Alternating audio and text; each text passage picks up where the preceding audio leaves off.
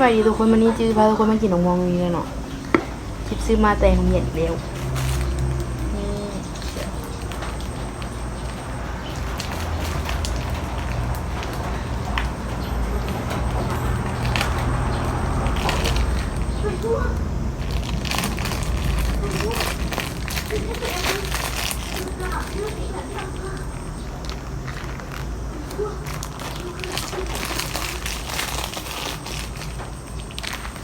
เลยถ้วย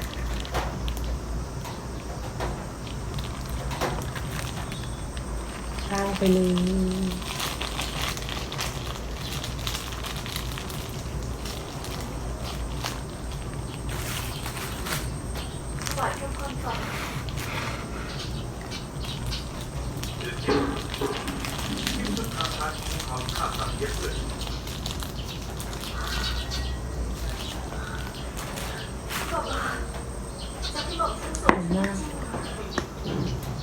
เพราะแค่หลงเสียถอนคำยอมจำนวนจะได้ผลเสียหวานที่ออกจากตำแหน่งและท่านเจ้าเป็นของ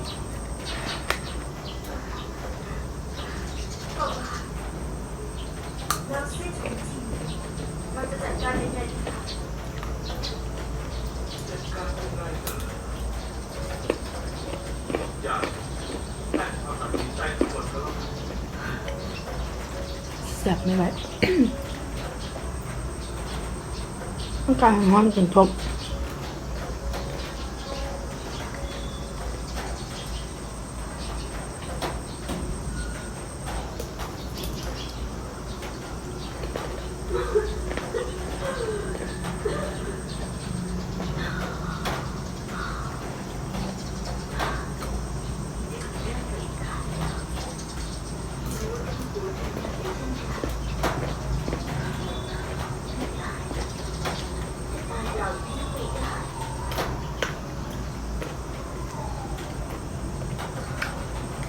ทีนี้เนี่ย นี่แนวมองขึ้นมา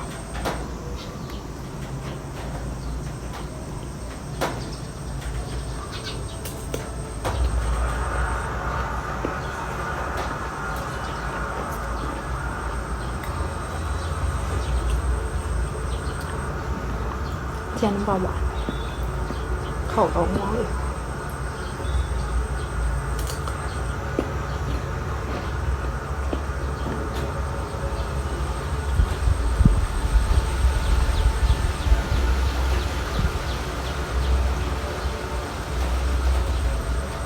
เทียมเน้น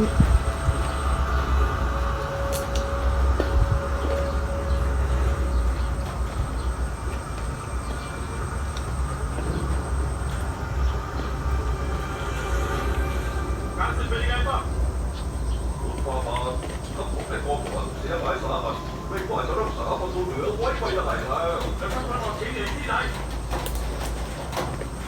ประชาชนออกที่เหนือไม่ได้รับพระบัญชาแล้ว อะไรนะจะว่ายังไงนะ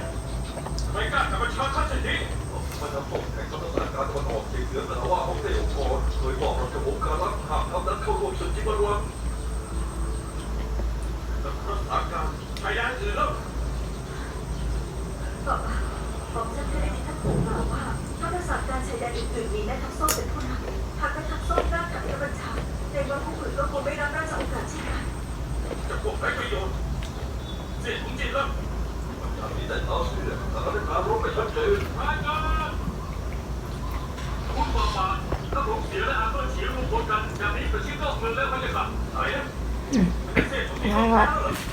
พอแล้วตอนนี้กินอะไรจิบท้อง ผักก็เลยกระเซ็นเลยทุกคนด้วยแต่จ้า ที่ไปบอกหลงเสียยังว่าเปลี่ยนจากพนิยาภูมิไปทับจำนวน